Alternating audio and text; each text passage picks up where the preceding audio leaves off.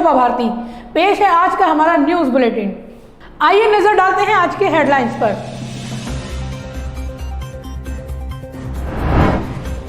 पूर्व राष्ट्रपति भारत रत्न प्रणब मुखर्जी का पूरे राजकीय सम्मान के साथ अंतिम संस्कार, सोमवार को हुआ था निधन। जेल में बंद डॉक्टर काफिल खान को बड़ी राहत, हाईकोर्ट ने एनएस से हटाकर दिए रिहा करने के आदेश। शामली जा रहे कांग्रेस के वरिष्ठ नेता आचार्य प्रमोद कृष्णम को पुलिस ने गाजियाबाद में रोका। भारत की जीडीपी में आई भारी गिरावट पर युग करवट न्यूज के स्टूडियो में हुई विशेष चर्चा। पूर्व राष्ट्रपति भारत रत्न प्रणब मुखर्जी के पार्थिव शरीर का मंगलवार को पूरे राजकीय सम्मान के साथ अंतिम संस्कार कर दिया गया। इससे पहले राष्ट्रपति, उपराष्ट्रपति और प्रधानमंत्री समेत कई नेताओं ने उन्हें अपनी श्रद्धांजलि दी। पूर्व राष्ट्रपति भारत रत्न प्रणब मुखर्जी को मंगलवार को अंतिम विदाई दी गई। सोमवार शाम को उनका निधन हो गया था। दिल्ली कैंट स्थित सेना के आरआर अस्पताल में उन्होंने अंतिम सांसें ली। उनका ब्रेन ऑपरेशन हुआ था। इस दौरान वे कोरोना संक्रमित हो गए। करीब 20 दिनों के इलाज के बाद उनका निधन हो गया। मंगलवार सुबह अस्पताल से उनके पार्थिव शरीर को उनके 10 राजाजी मार्ग स्थित आवास पर लाया गया, जहां राष्ट्रपति रामनाथ कोविंद, उपराष्ट्रपति वेंकैया नायडू, प्रधानमंत्री नरेंद्र मोदी, पूर्व प्रधानमंत्री डॉक्टर मनमोहन सिंह, लोकसभा अध्यक्ष ओम बिरला, कांग्रेस के पूर्व अध्यक्ष राहुल गांधी समेत तमाम नेताओं ने उन्हें श्रद्धांजलि दी। मंगलवार को राजकीय सम्मान के साथ अंतिम संस्कार कर दिया गया। सेना के तीनों अंगों ने मातमी धुन बजाकर उन्हें अंतिम विदाई दी। पूर्व राष्ट्रपति के सम्मान में 31 अगस्त से 6 सितंबर तक राजकीय शोक दिवस मनाया जाएगा। इस दौरान राष्ट्रीय ध्वज आधा झुका रहेगा। कहीं भी आधिकारिक तौर पर कोई जश्न का कार्यक्रम नहीं होगा। गाजियाबाद में जिला मुख्यालय पर राष्ट्रीय ध्वज को आधा झुका दिया गया। ब्यूरो रिपोर्ट, युग करवट न्यूज। कोरोना संक्रमण के बुरे नतीजे सामने आने लगे हैं। देश के सकल घरेलू उत्पाद यानी जीडीपी में 23.9% की भारी गिरावट दर्ज की गई है। सोमवार को जारी हुए आंकड़ों के मुताबिक आर्थिक गतिविधियों पर पूरी तरह से रोक लगने के चलते इस चालू वित्त वर्ष में यह गिरावट आई है। कोरोना वायरस की महामारी के बीच अप्रैल से जून की पहली तिमाही में भारत की जीडीपी में -23.9% की ऐतिहासिक गिरावट आई है। कोरोना संकट की वजह से जीडीपी में गिरावट की आशंका कई जानकारों ने पहले ही जताई थी, लेकिन सोमवार को जो आंकड़ा आया वो उससे भी ज्यादा नीचे स्तर का था। ऐसा अनुमान लगाया जा रहा है कि कोरोना वायरस के संक्रमण को रोकने के लिए लगाया गया देशव्यापी लॉकडाउन इसकी वजह है। कोरोना वायरस महामारी से निपटने के लिए लगाए गए लॉकडाउन की वजह से मांग और निवेश में भारी कमी आ गई। भारत ने साल 1996 से हर 3 महीने पर जीडीपी का डेटा जारी करना शुरू किया था। उसके बाद से ये अब तक की सबसे बुरी स्थिति है। वहीं पहली तिमाही के आंकड़े काफी निराश करने वाले हैं। अप्रैल जून तिमाही में भारत की जीडीपी में -23.9% की रिकॉर्ड गिरावट आई है। अभी भारत को -24 से 0 तक आने में भी लंबा वक्त लग सकता है। जानकारों का मानना है कि उसके बाद 0 से ऊपर उठना भी आसान नहीं होगा। वहीं इस मामले पर अब सरकार को विपक्ष के सवालों और आरोपों का सामना करना पड़ेगा। ब्यूरो रिपोर्ट, युग करवट न्यूज। भारत के सकल उत्पाद यानी जीडीपी ग्रोथ रेट -23.9% नीचे चली गई है। हालांकि सरकार का कहना है कि कोरोना को रोकने के लिए किए गए लॉकडाउन का असर है और ऐसा दुनिया के सभी देशों के साथ हुआ है। आइए देखते हैं इस पर हमारे स्टूडियो में क्या चर्चा हुई। नमस्कार, मैं हूं सुब्रत भट्टाचार्य और आप देख रहे हैं युग करवट न्यूज। कोरोना के दौरान किए गए लॉकडाउन का असर अब अर्थव्यवस्था पर दिखने लगा है। सरकारी एजेंसी इंडियन स्टैटिस्टिकल इंस्टीट्यूट ने जो आंकड़े जारी किए हैं उसे अगर आप देखेंगे या सुनेंगे तो आपके होश उड़ जाएंगे। भारत का जो सकल उत्पाद वृद्धि दर यानी जीडीपी वृद्धि दर -23 पॉइंट नीचे गिर गया। हालांकि एक बात और है कि सिर्फ भारत का ही नहीं, विश्व के सभी देशों का ग्रोथ रेट गिरा है। क्या कहेंगे सर? नहीं, आपने अच्छी बात उठाई है। इसमें आज हम लोग इस पर बहस कर रहे हैं, लेकिन मैं ये कहना चाहूँगा कि जैसे भी आपने कहा कोरोना, कि कोरोना काल में, तो ये कोरोना काल वाली बात नहीं है। ये देखिए, ये जो लॉकडाउन का मामला हुआ, ये कहिए कि मरते के दो लातें लगी हैं। हमारी जीडीपी जो है वो लगातार कई 2 साल से उस पर इतना उछाल नहीं आ रहा था, गिरावट आ रही थी। और अब क्या हुआ है कि जो लॉकडाउन हुआ है और इसमें जिस तरह के तमाम उत्पादन हर चीज़ बंद हो गई हैं, तो इसलिए हम -23.9 चले गए हैं। जैसे अभी आपने बात करी कि दुनिया के कई देशों में इस तरह का माहौल है, तो मैं आपको बताना चाहूँगा कि 23.9 किसी भी देश में नहीं है। माइनस ये नहीं बात हुआ सही है है। कि 23.9 और देखिए आप कि जहां से कोरोना चला, चीन में 3.4 जो है वो माइनस गया है। और जहां से कोरोना आया है, तो जाहिर है इसको हम कोरोना को, जैसे अपनी फाइनेंस मिनिस्टर इन्होंने सीतारमण ने कहा कि ये ईश्वरीय है और ये चीज़ें, मैं नहीं मानता इस चीज़ को कि इस वजह से हमारी ये प्रॉब्लम्स आई है। इसने कहीं ना कहीं हमारे कुछ ऐसे फैसले रहे हैं, क्योंकि जहां अच्छे दिनों की बात हो रही थी वहां इस तरह का माहौल पैदा होना ये बड़ा गंभीर विषय है और इसको बिल्कुल हर आम आदमी के लिए बड़ा परेशानी का सबब बनने वाला है। अभी तो देखिए 3 महीने की तिमाही की रिपोर्ट्स आई हैं जो लॉकडाउन की हैं, अभी और है, अभी लॉकडाउन चल रहा है, सितंबर तक बढ़ा दिया गया है। तो मुझे लगता है कहीं ना कहीं अभी हमें और जो है इस तरह की चीज़ें झेलना पड़ेंगी और मुझे लगता है कि आगे आने वाला आर्थिक संकट और खतरनाक होने वाला है। लेकिन सर एक राहत की बात यह है कि एग्रीकल्चर सेक्टर यानी कृषि क्षेत्र देखिए में थोड़ा ये, सा हाँ ये बिल्कुल आपकी ठीक है। वो 3.4 वो अब ग्रोथ है उसकी, वो डाउन नहीं है, वो इतनी उसकी आई है निकल के। वो कृषि क्षेत्र एक ऐसा है जहाँ पे हम लोग बिल्कुल किसानों के तमाम ये कह सकते हैं अन्न के मामले में तो हमारा कोई वो नहीं है और ये वहाँ कोई माइनस नहीं है। वहाँ 3.4 हमारी स्थिति हैगी। केवल और केवल एग्रीकल्चर के मामले में हम जो है ठीक हैंगे। बाकी तो तमाम आप देखिए जितने भी आप देखिए सेक्टर हैं, सभी जगह जो है पूरी तरह से गिरावट आई है। उसमें चाहे इंडस्ट्री हो, होटल हो, कंस्ट्रक्शंस में देखिए, कंस्ट्रक्शन में 50% हम लोग माइनस गए हैं। सबसे ज़्यादा हम 50% जो है माइनस गए हैं। और कंस्ट्रक्शंस में ये है कि लोगों को बहुत सी रोज़गार नौकरियां मिलती हैं, बहुत काम होते हैं उसमें और तमाम चीज़ें हैं उसमें। फड़ वाला है, सीमेंट वाला है, मजदूर है, लेबर, तमाम लोग उसमें जो है काम करते हैं। वो जो है कंस्ट्रक्शन में हम 50% माइनस गए हैं। ये बड़ा गंभीर मामला है और अभी तक इस पर कोई खास विचार नहीं हो रहा है। मैन्युफैक्चरिंग सेक्टर में भी बहुत, नहीं, मैन्युफैक्चरिंग में हम बहुत नीचे गए। हम इंडस्ट्री में हम देखिए 38 पॉइंट नीचे चले गए और सर्विस में हम गए हैं और इसके अलावा जो व्यापार में 47 चले गए हैं। तो बहुत सी जगह हम लोग इस तरह चीजें नीचे गए हैं। वो सेक्टर है जहां सबसे ज्यादा रोजगार मिलते हैं। सबसे ज्यादा रोजगार मिलते हैं। भट्टाचार्य, सबसे प्रॉब्लम ये है कि देखिए हम ये कहकर कि ये लॉकडाउन और कोरोना की वजह से ये इस तरह का माहौल हुआ, ये कह के हम अपनी जिम्मेदारी से नहीं बच सकते। देश की वित्त मंत्री का ये बयान जो है कि साहब कोरोना की वजह से हुआ है, ये कोरोना की महामारी जहां से चली वहां पे जो है 3 पॉइंट कुछ हैगा और हम 23 पॉइंट माइनस में चले गए। तो आप ये देखिए, बात नहीं है, बात ये है कहीं ना कहीं हमारे फैसले जो हैं वो सही नहीं लिए गए हैं। आपने सर आज तीसरी आंख में लिखा कि आगे क्या होगा रामा रे, तो आगे क्या होगा? देखिए आगे तो देखिए, अब राज्य सरकारों को पैसा नहीं मिलेगा, केंद्र सरकार बिल्कुल मना कर देगा। अब राज्य सरकारों को कहा कि जीएसटी के हिसाब से कर लें, जीएसटी 30% जो है उसकी रिकवरी नहीं आ रही है, तो राज्य सरकारों के पास पैसा देने की सरकार के पास नहीं होगा। मुझे लगता है कि आने वाले महीनों में शायद सरकारी कर्मचारियों को तनख्वाह भी नहीं मिले, ऐसी भयंकर स्थिति होने वाली है। तो इसलिए इसमें बहुत कुछ ऐसा करने की जरूरत है। देखिए चैनलों पे, मीडिया में वैसे आके हम लोग बहुत दावे कर रहे हैं, लेकिन अगर जमीनी तौर पे हम देखें जो रिपोर्ट्स ही आई हैं, इस रिपोर्ट ने देखिए आम आदमी की नींद उड़ा दी है। हम किस तरह रईसी के दावे कर रहे हैं, हम किस तरह की बातें कर रहे हैं। आप देखिए सरहद पर चीन हमारे बैठा हुआ है, हम उसको मुंह तोड़ जवाब दे रहे हैं। 29 और 30 अगस्त में फिर उसने जो है बेशर्मी की हद कर दी है, बहुत ज्यादा करा, लेकिन हमने उसको बहुत सख्त जवाब दिया है।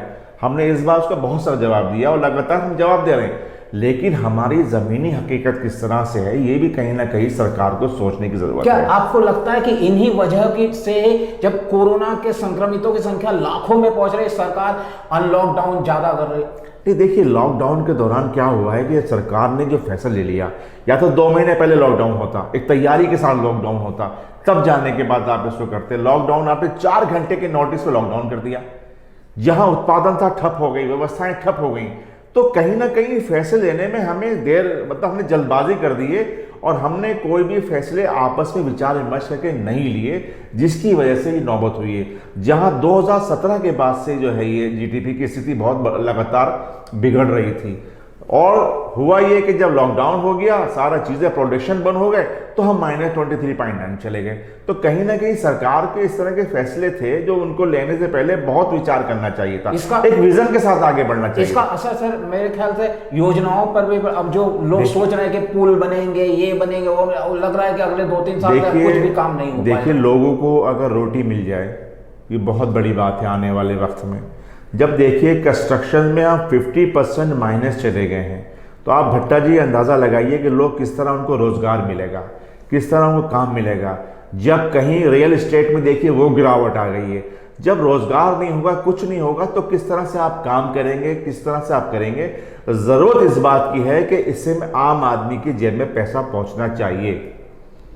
जब तक आप डायरेक्ट आम आदमी की जेब में पैसा नहीं डालेगी, सरकार कुछ नहीं करेगी, कोई भी हमारी स्थिति नहीं सुधर सकती है।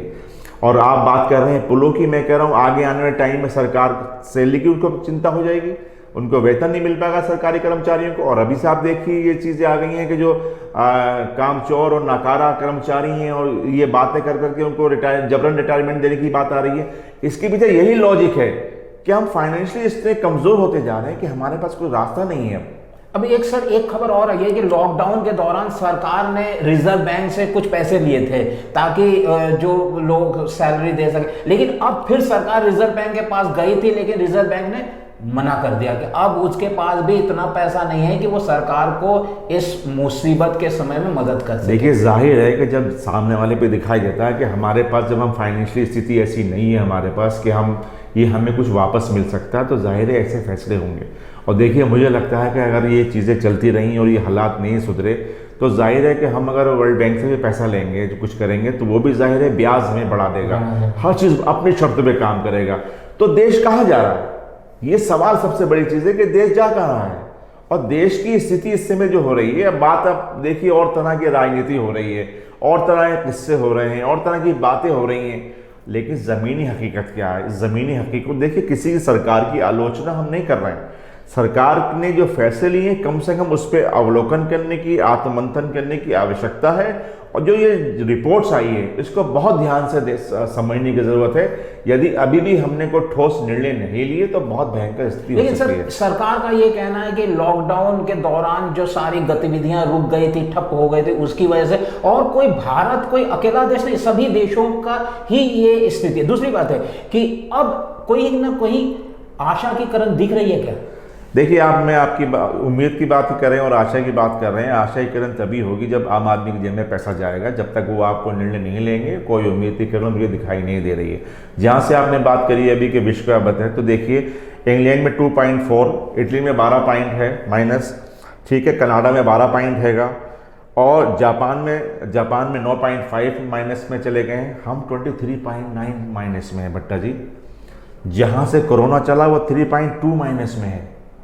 तो देखिए आप कहीं, अब देखिए इन्होंने लॉकडाउन करा, मरीजों की संख्या लगातार बढ़ रही है, आपने लॉकडाउन खोल दिया। आज उत्तर प्रदेश में भी हो गया कि अब सिर्फ संडे को बाजार बंद रहेगा, शनिवार की बंदी खत्म कर दी गई है। तो आखिरकार इस तरह के फैसले लिए गए, लॉकडाउन का हमें नुकसान हुआ, क्या फायदा हुआ?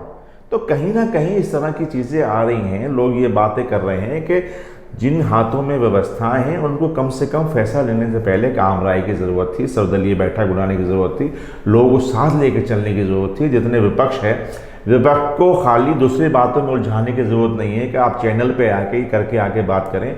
यहाँ देश की बात है। देखिए, जब 1962 में जब युद्ध हुआ था चीन से, उसके बाद भी ऐसी स्थिति पैदा हो गई थी, तब देश एक हो गया था और तमाम लोग, तमाम नेता, विपक्ष, किसी ने दिवाली नहीं मनाई थी, कोई त्यौहार नहीं मनाया था। आज इसलिए स्थिति आज भी वो बनती जा रही है कि कम से कम सबको विश्वास में लेके चीन को मुंहतोड़ जवाब दें, पाकिस्तान को मुंहतोड़ जवाब दें, और अपनी ज़मीनी तौर पे हम आर्थिक स्थिति को मजबूत करें। इसमें ये कोई नहीं हो चाहिए कि हमारी सफ़ेद शर्ट है, इसकी सफ़ेद शर्ट है, उसकी शर्ट है। ये चीज़ें गलत हैं, इनको भूलना चाहिए। सरकार को, विपक्ष को, सबको बैठ के भारत के लिए एक होने की जरूरत है। लेकिन सर, आर्थिक जो स्थिति है इस समय बन गई, जो ग्रोथ रेट -23, अब सरकार कहीं चिंता दिखा नहीं है। सरकार ने विपक्षी दलों के साथ कोई सर्वदलीय बैठक नहीं बुलाई है। नहीं, मेरा ये तो आपसे कह रहा हूँ मैं कि इस समय अब जैसी स्थिति ये हो गई है, अब भी 2-3 महीने बाद फिर रिपोर्ट्स आएगी, फिर और स्थिति भयंकर हो सकती है। तो इसमें सरकार को, माननीय प्रधानमंत्री जी को, तमाम जो और लोग हैं, विपक्ष के नेता हैं, जो मजबूत लोग हैं, जो सरकार को सहयोग करने की बात करते हैं, उन सबको एक बैठा के बात करना चाहिए और ये तय होना चाहिए कि हम किस तरह से करें। इसमें किसी को नीचा ऊंचा दिखाने की बात ही नहीं है, बात देश की है, और जब देश की बात आती है सबको एक हो जाना चाहिए। इस कठिन समय में सर हम अन्नदाताओं को थोड़ा सा धन्यवाद देना। बिल्कुल, देखिए आप जहां देखिए आप, हम लोग कभी किसानों के बारे में, गांव के बारे में नहीं सोचते हैं, लेकिन आज उन्होंने हमारी इज्जत बरकरार रखी है। आज उन्होंने इस तरह का माहौल पैदा किया कि कोई माइनस में नहीं गए, 3 पॉइंट वो हैंगे, तो ये बहुत बड़ी बात है। किसानों को सलाम। जी हाँ, किसानों को सलाम। भारत की अर्थव्यवस्था कृषि आधारित है। इसी वजह से जब पूरी दुनिया में आर्थिक मंदी और विकास दर एकदम माइनस में चला गया, तो हमारा कृषि क्षेत्र हम लोगों को जीवित रखा। सुब्रत भट्टाचार्य, युग करवट न्यूज के लिए। कांग्रेस के एक प्रतिनिधिमंडल को शामली जाने से रोक दिया गया। मंगलवार को कांग्रेस के वरिष्ठ नेता आचार्य प्रमोद कृष्णम के नेतृत्व में जा रहे कांग्रेस प्रतिनिधिमंडल को गाजियाबाद के मुरादनगर में रोका गया। गुस्साए कांग्रेस के नेताओं ने योगी सरकार पर जमकर निशाना साधा। शामली में पीड़ित ब्राह्मण परिवारों से मिलने जा रहे कांग्रेस नेता आचार्य प्रमोद कृष्णम को यूपी पुलिस ने गाजियाबाद के मुरादनगर गंग नहर के पास रोक लिया। मंगलवार को कांग्रेस का एक प्रतिनिधिमंडल शामली में पलायन कर रहे ब्राह्मण परिवारों से मिलने जा रहा था। पुलिस की कार्रवाई से गुस्साए आचार्य प्रमोद कृष्णम ने योगी सरकार पर तानाशाही करने का आरोप लगाया। इस पूरे मामले में आचार्य प्रमोद कृष्णम ने युग करवट न्यूज से विशेष बातचीत की। तो क्या लगता है कि ब्राह्मणों पर सरकार कुछ अत्याचार वगैरह कर रही है? ब्राह्मण द्रोही है सरकार। ये अत्याचार, कंस के राज में भी इतना अत्याचार ब्राह्मणों पर नहीं होता था। त्रेता युग में जब रावण का साम्राज्य चल रहा था, तब ऋषि मुनि महात्माओं ब्राह्मणों को सताने का काम हुआ करता था। ये तो अपने आप को रामराज्य की बात करते हैं। रामराज्य में ब्राह्मणों का तिरस्कार, ब्राह्मणों का उत्पीड़न, ब्राह्मणों का के प्रति ये दुर्भावनाएं, ये लोकतंत्र में शोभा नहीं देता। और हैरानी की बात यह है कि अगर किसी प्रताड़ित परिवार से मिलने हम जाएं तो नहीं जाने दिया जाएगा। सारा ट्रैफिक चल रहा है, सारे लोग जा सकते हैं, कोई कहीं भी जा सकता है। हम उन परिवारों से नहीं मिल सकते जो परिवार दुखी हैं। हम उन परिवारों का दर्द नहीं बांट सकते। तो शर्म आनी चाहिए ऐसी सरकार को। 24 अगस्त को शामली के हसनपुर गांव में पबजी गेम को लेकर 2 पक्षों के बीच फायरिंग हुई थी। फायरिंग में संजय शर्मा और राजकुमार की 2 पुत्री और 1 पुत्र छर्रा लगने से घायल हो गए थे। संजय के पिता श्रीनिवास शर्मा की ओर से गांव के 6 लोगों के खिलाफ रिपोर्ट दर्ज कराई गई थी। इनमें से नामजद 2 और आरोपी विक्की उर्फ विक्रांत और रेंचू उर्फ अर्नब को गिरफ्तार कर लिया गया है। इस मामले में 3 आरोपी श्रीपाल, शीशपाल और विशाल पहले ही गिरफ्तार हो चुके हैं, जबकि एक अन्य आरोपी अमित अभी भी फरार है, जिसकी गिरफ्तारी के लिए दबिश दी जा रही है।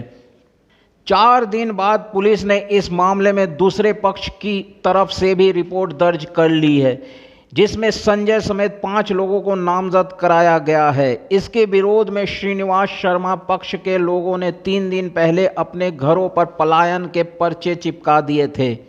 इसी मामले को लेकर कांग्रेस का एक प्रतिनिधिमंडल श्रीनिवास शर्मा के परिजनों से मिलने जा रहा था, लेकिन उन्हें जाने नहीं दिया गया। मुरादनगर के पास रोके जाने पर आचार्य प्रमोद कृष्णम ने योगी सरकार पर जमकर निशाना साधा। सरकार की तरफ से कहा गया कि आप मतलब इस मुद्दे पर राजनीति कर रहे हैं। हम राजनीति कर रहे हैं और सरकार सत्संग कर रही है। जब सरकार नंगा नाच कर रही है, भारत के तमाम कानून का उल्लंघन कर रही है, संविधान की हत्या कर रही है, ये लोकतांत्रिक देश है। अभी आपातकाल की घोषणा थोड़ी हुई है कि एक ज़िले से दूसरे ज़िले में कोई नहीं जा सकता, एक व्यक्ति दूसरे व्यक्ति के घर नहीं जा सकता। तो राजनीति हम कर रहे हैं, राजनीति सरकार कर रही है। हम रैली करते तब हम राजनीति करने की बात हम आरोप लगाया जा सकता था। हम जनसभा करने थोड़ी जा रहे थे, हम रैली करने थोड़ी जा रहे थे, हम कोई जुलूस थोड़ी निकाल लेते। 2 गाड़ी लेकर के हम जा रहे हैं हमें जाने नहीं दिया जा रहा। तो राजनीति तो सरकार कर रही है। पिछले एक महीने से प्रदेश में, पूरे प्रदेश में हत्याओं का जिस तरह से एक तरह से बाढ़ सी आ गई है, क्या कहेंगे? गाजियाबाद से गाजीपुर तक, सोनभद्र से शामली तक, हर जगह अत्याचार, बलात्कार, लूट, डकैती, अपहरण, हत्याएं। कानून व्यवस्था नाम की कोई चीज उत्तर प्रदेश में नहीं रही है और जनता त्राही त्राही कर रही है। शर्म आनी चाहिए सरकार को। रोकना है अपराध को, रोकना है अपराधियों को, रोक रही है संत महात्माओं को, रोक रही है हमको। कांग्रेस की अगली रणनीति क्या होगी? ये तो कांग्रेस नेतृत्व फैसला लेगा। कांग्रेस का जो नेतृत्व है वो डिसाइड करेगा। आपके प्रदेश नेतृत्व से तो कोई बात हुई कुछ इस मुद्दे पर लेकर, कुछ आंदोलन वगैरह आगे की रण? मेरी प्रदेश नेतृत्व से और राष्ट्रीय नेतृत्व से कोई बात नहीं हुई है, लेकिन मेरी प्रदेश की जनता से बात हुई है। जनता इस सरकार से मुक्ति चाहती है, इस सरकार का तख्ता पलट करना चाहती है और 2022 में हम इसका तख्ता पलट कर देंगे। दरअसल लगातार बढ़ रहे आपराधिक घटनाओं को लेकर कांग्रेस आंदोलन करने के मूड में है ताकि वह अपनी खोई राजनीतिक जमीन को फिर से हासिल कर सके। अब यह देखना दिलचस्प होगा कि क्या 2022 से पहले पार्टी इस मकसद में कामयाब हो पाएगी।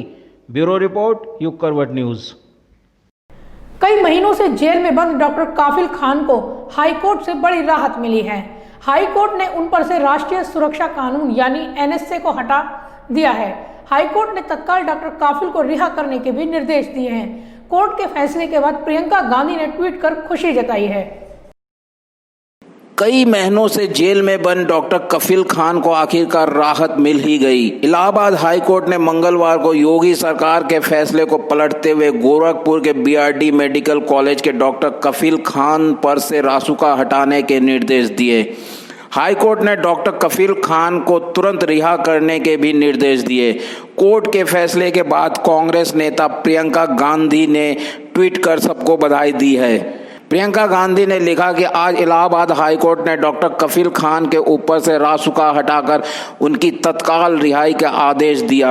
आशा है कि उत्तर प्रदेश सरकार डॉक्टर कफील खान को बिना किसी विद्वेष के अविलंब रिहा करेगी। आचार्य जी, आप लोगों को क्यों रोका गया मुरादनगर में, क्या कहेंगे?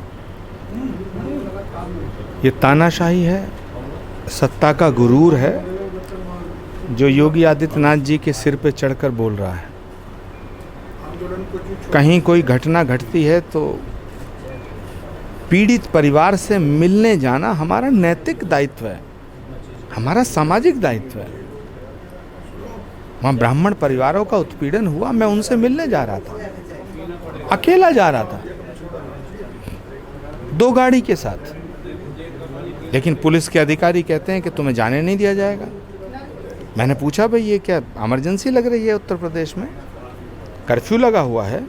कोई जवाब नहीं, बस एक ही रट कि साहब सीएम ऑफिस के आदेश हैं, आपको जाने नहीं दिया जाएगा। तो ये तो खुलेआम डिक्टेटरशिप है, ऐसा जुल्म तो नहीं होना चाहिए। बता दें कि कफील खान की रिहाई को लेकर कांग्रेस काफी समय से आंदोलन कर रही है। गोरखपुर के बीआरडी मेडिकल कॉलेज में हुए ऑक्सीजन कांड में आरोपी डॉक्टर कफील खान को मंगलवार को हाई कोर्ट से बड़ी राहत मिल गई। उनके ऊपर योगी सरकार की ओर से लगाया गया रासुका अब हट गया है। साथ ही हाई कोर्ट ने डॉक्टर कफील को तत्काल रिहा करने के आदेश दिए हैं। अलीगढ़ मुस्लिम यूनिवर्सिटी में नागरिकता संशोधन कानून यानी सीएए को लेकर विवादित बयान देने के मामले में डॉक्टर कफील खान की मुंबई से गिरफ्तारी हुई थी। उन्हें मथुरा जेल में रखा गया था। डॉक्टर कफील की रिहाई की तैयारी चल ही रही थी कि उनके खिलाफ सरकार ने एनएसए के तहत मुकदमा लिख दिया। गोरखपुर के बीआरडी कॉलेज में बच्चों की मौत के मामले में चर्चा में आए डॉक्टर कफील खान पर सीएए को लेकर विवादित बयान देने का आरोप था। इस पर कफील खान के खिलाफ सिविल लाइंस में केस दर्ज किया गया था। डॉक्टर कफील ने रासुका के तहत हिरासत में लिए जाने के खिलाफ सुप्रीम कोर्ट में याचिका दायर की थी। 11 अगस्त को सुप्रीम कोर्ट ने उनकी याचिका पर सुनवाई करते हुए आदेश दिया था कि डॉक्टर कफील की हाई कोर्ट में पेंडिंग याचिका पर 15 दिनों के अंदर सुनवाई पूरी की जाए। डॉक्टर कफील खान के भाई आदिल खान ने इलाहाबाद हाई कोर्ट के फैसले पर खुशी जताते हुए कहा कि इससे पूरे परिवार को राहत मिली है।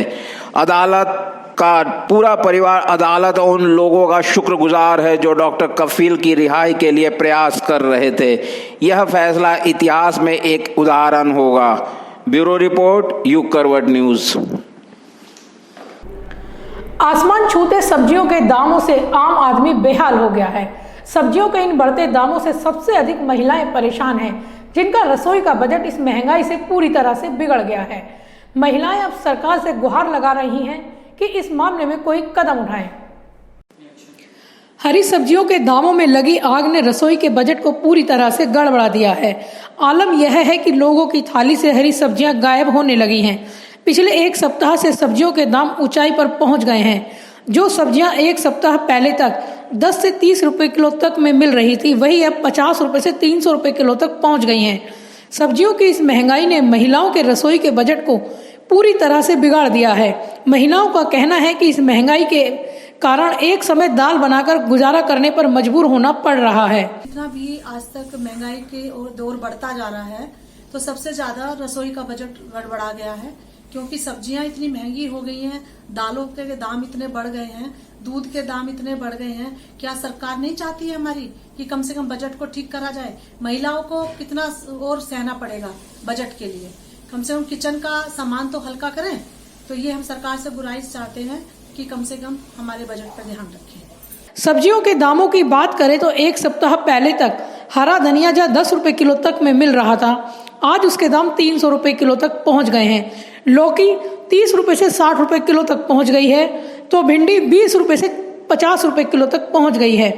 सब्जी मंडी से कॉलोनी तक पहुंचने पर इन सब्जियों के दामों में 5 से 10 रुपए का इजाफा और हो जाता है। और आजकल सब्जियों के दाम बहुत ज्यादा बढ़े हुए हैं। आजकल वैसे ही मंदी का दौर है और हम लोगों के लिए, गृहिणियों के लिए ये बहुत मुश्किल हो गया है देखते हुए कि क्या सब्जी बनाएं और क्या नहीं बनाएं। लोगों में हाहाकार मचा हुआ है कि सब्जियां इतनी महंगी हो गई है। इसलिए मेरी सरकार से ये गुजारिश है कि ये सब्जियों के रेट्स वो कुछ तो कम करें, जिससे कि आर्थिक बजट को कुछ सहायता मिले। सब्जियों के बढ़ते दामों को लेकर सब्जी मंडी के थोक विक्रेताओं का कहना है कि सब्जियों के दाम हर साल सितंबर अक्टूबर के महीने में बढ़ते हैं। इस समय सब्जियों की आवक कम होती है, जिसकी वजह से सब्जियां बाजार में कम आती हैं, लेकिन अक्टूबर के बाद रेट फिर से सामान्य हो जाएंगे। फिलहाल सब्जियों के इन बड़े दामों से आम आदमी बेहाल है। लोगों का सब्जियां खरीदना तक भी मुश्किल हो रहा है। हरी सब्जियां लोगों की पहुंच से दूर होती जा रही हैं। ब्यूरो रिपोर्ट, युग करवट न्यूज। गाजियाबाद के भूड़ भारत नगर में शराब के ठेकों को लेकर पिछले 21 दिन से चल रहा विरोध प्रदर्शन थमने का नाम नहीं ले रहा। स्थानीय लोगों ने एक बार फिर डीएम गाजियाबाद से इस मामले में मुलाकात कर शराब ठेका शिफ्ट कराए जाने की मांग की है। गाजियाबाद के भूड़ भारत नगर में बनाए गए शराब ठेके के विरोध में स्थानीय लोगों का विरोध थमने का नाम नहीं ले रहा। मंगलवार को एक बार फिर स्थानीय लोग गाजियाबाद के डीएम अजय शंकर पांडे से मिलने पहुंचे और उनसे शराब ठेका हटाए जाने की मांग की है। स्थानीय लोगों का आरोप है कि लगातार विरोध के बाद भी ठेका नहीं हट पा रहा। हमारे भूड़ भारत नगर, जो कि बहुत पुराना ही मोहल्ला और वहाँ बसा हुआ है, आज 80 साल हो गए मुझे देखते हुए, वहाँ की प्रक्रिया को समझते हुए, जहाँ पर आज तक कभी दारू का ठेका नहीं था। इंग्लिश शराब का ठेका बियर बार का खुल चुका है।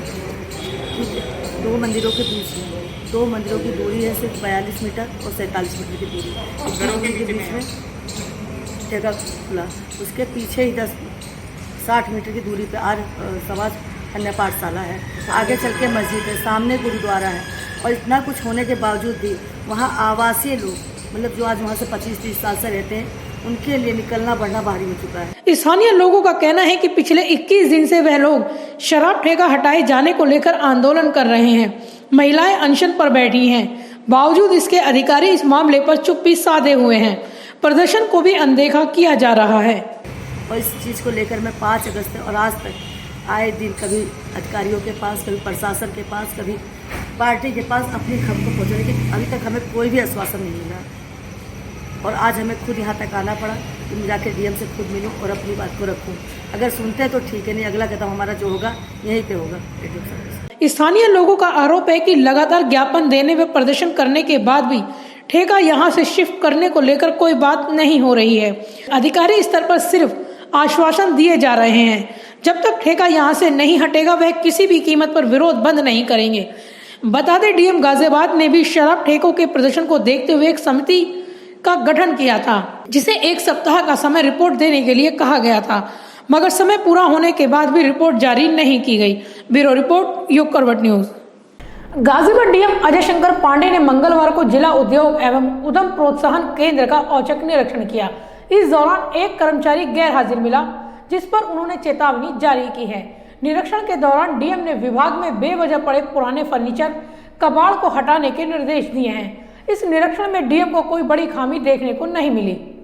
गाजियाबाद डीएम अजय शंकर पांडे ने मंगलवार को जिला उद्योग व उद्यम प्रोत्साहन केंद्र कार्यालय का औचक निरीक्षण किया। उनके निरीक्षण में कोई बड़ी खामी सामने तो नहीं आई, लेकिन एक अधिकारी जरूर अनुपस्थित मिले, जिसको उन्होंने चेतावनी देकर छोड़ दिया। डीएम ने विभाग के हर विंग का निरीक्षण किया। वह अधिकारियों और कर्मचारियों की उपस्थिति रजिस्टर की गहनता से जांच की। डीएम ने विभाग में बेवजह पड़ा फर्नीचर व अन्य कूड़े को तत्काल निस्तारण करने के निर्देश दिए। इस निरीक्षण के उपरांत डीएम ने विभागीय योजनाओं की समीक्षा की। इस दौरान विभिन्न विभागों में बैंकों के स्तर से लंबित चल रहे लोन आवेदनों को लेकर बैंकों को कड़ी चेतावनी देने के निर्देश दिए। डीएम ने विभाग के बाहरी परिसर का भी निरीक्षण किया व सफाई का विशेष ध्यान रखने की हिदायत दी। विभाग की खाली जमीन पर उन्होंने पौधारोपण करने के भी निर्देश जारी किए। बता दें कि डीएम ने सोमवार को बीएसए कार्यालय का औचक निरीक्षण किया था, जिसमें बीएसए सहित कई बाबू विभाग से बिना बताए गायब मिले थे। डीएम ने इन सभी का 1 दिन का वेतन रोके जाने और पानी की बर्बादी पर जुर्माना भी लगाया था। इसी क्रम में मंगलवार को उन्होंने जिला उद्योग केंद्र का निरीक्षण किया था। बता दें, शासन के निर्देश के बाद डीएम प्रत्येक दिन विभागीय कार्यालयों का औचक निरीक्षण कर रहे हैं, ताकि विभागीय कामकाज दुरुस्त रहे। ब्यूरो रिपोर्ट, युग करवट न्यूज। आगरा में सोमवार को हुई एक ही परिवार के 3 लोगों की हत्या के मामले में पुलिस ने बड़ा खुलासा किया है। पुलिस ने मुठभेड़ के बाद 2 बदमाशों को गिरफ्तार किया है। पुलिस के मुताबिक वारदात के पीछे 3 लाख रुपए के लेन देन का विवाद था। एक आरोपी अभी भी फरार है। सोमवार सुबह आगरा के एतमादुद्दौला के नगला किशन लाल में परचून की दुकान चलाने वाले रामवीर, उनकी पत्नी मीरा और बेटे बबलू के अधजले शव घर के अंदर मिले थे। शवों के हाथ पैर बंधे थे और मुंह पर टेप लगा हुआ था। पुलिस जांच में लूटपाट और लेन देन की वजह से वारदात की बात सामने आ रही थी। सीसीटीवी और सर्विलांस की मदद से पुलिस को संदिग्ध आरोपियों की जानकारी मिली थी। मामले के खुलासे के लिए कई टीमें गठित की गई थी। पुलिस ने मुखबिर की सूचना पर एतमादुद्दौला इलाके के 80 फुटा रोड पर बाइक सवार 2 युवकों को मुठभेड़ के बाद पकड़ लिया। आरोपियों के पास से पिस्टल, तमंचा और लूट के सामान से भरा हुआ बैग बरामद हुआ है। इस घटना का सफलतापूर्वक अनावरण करते हुए घटना में शामिल 2 अभियुक्तों के साथ हमारी टीम की मुठभेड़ हुई, जिसमें दोनों अभियुक्त सुभाष और वकील दोनों घायल हुए और हमारा एक कांस्टेबल अनूप, वो भी उनके गोली चलाने से घायल हुआ है। तीनों को हमने अस्पताल भेजकर उसका मेडिकल एड करा रहे हैं। दोनों अभियुक्तों ने पूछताछ में डिटेल में पूरी घटना को कबूल करते हुए पूरी चीज़ें बताई हैं और इस घटना में एक व्यक्ति जो अभियुक्त सुभाष का भाई है वो भी शामिल है। उसकी गिरफ्तारी के लिए हमारी टीमें लगी हुई हैं। इस मुठभेड़ के दौरान इन अभियुक्तों से पिस्टल, अवैध तमंचा और रामवीर के घर से लूटे हुए बैग में पैसे और ज्वेलरी और कुछ डॉक्यूमेंट्स ये सभी बरामद कर लिए गए हैं। साथ ही साथ इनके पास से जो मोटरसाइकिल भी बरामद किया है, जो ये दिन भर जिससे वो घूमा करते थे। इस प्रकार से इस जघन्य ट्रिपल मर्डर केस का, जिसने पूरे इलाके में एक सनसनी फैला दी थी, उस घटना का सफलतापूर्वक अनावरण करते हुए 2 अभियुक्तों को मुठभेड़ में गिरफ्तार कर लिया। पकड़े गए आरोपियों के नाम सुभाष और वकील बताए गए हैं। पूरे हत्याकांड की वजह 3 लाख रुपए हैं। दरअसल मृतक बबलू ने आरोपी सुभाष को ये रुपए उधार दिए थे। बबलू के रुपए मांगने पर सुभाष ने अपने साथियों के साथ मिलकर घटना को अंजाम दे डाला।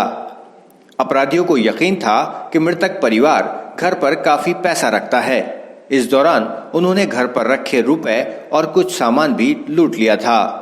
बात क्या थी, 8-9 महीने पहले मतलब पैसा दिया था। कितना? हाँ, 3 लाख रुपए।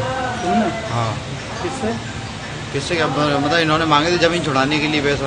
अच्छा। तो दे दिया था, वहाँ से आया था। तो इन्होंने जब बोल रहे थे कि फौजी से पैसा आएगा तो दे देंगे हम लोग। तो 1 महीने के लिए इन्होंने मांगा था, काफ़ी टाइम हो गया, देने से मना कर रहे थे और ना ही बोल रहे थे कि फौजी दे देगा। पता नहीं फौजी कब देगा। मेरा भी केस फौजी पे ही था उस समय पहले भी। तो ऐसे करके फिर देने की हानि कर रहे थे, फिर कर दिया। क्या किया? कैसे किया? क्या पहले उसके पिताजी को मारा, उसके बाद लड़के को मारा। पिताजी को कैसे, कहाँ मारा, पूरा बताओ। हाँ, उसको घर पे ले जाके ख़त्म कर दिया पिताजी को। फिर उसके बाद हाँ, अपने खुद के घर पर। और कौन कौन था? एक दोस्त था, छोटे भाई का, वकील और गजेंद्र कुमार। दोबारा से बताओ कौन कौन था? एक वकील नाम का लड़का था और एक मेरा भाई था गजेंद्र कुमार और एक मैं था। पहले पिताजी को बुलाया। कहाँ पे? अपने घर पे? अपने घर पे बुलाया। तो उस दिन मतलब मैंने पैसे मांगे भी थे उनसे, तो उन्होंने मना कर दिया। फिर उसके पिताजी को बुलाया घर पे अपने घर, फिर उसे वहीं पे मार दिया। फिर उसके बाद उसका लड़का अपने आप ही आ गया घर पे। तो उसने देख लिया था डेड बॉडी को, तो डेड बॉडी देख लिया तो फिर उसे भी मार दिया। सीसीटीवी और सर्विलांस की मदद से पुलिस को संदिग्धों की जानकारी मिली थी, जिसके जरिए वो आरोपियों तक पहुंचने में कामयाब रही। आरोपियों का एक साथी अभी फरार है, जिसकी तलाश जारी है। ब्यूरो रिपोर्ट, युग करवट न्यूज।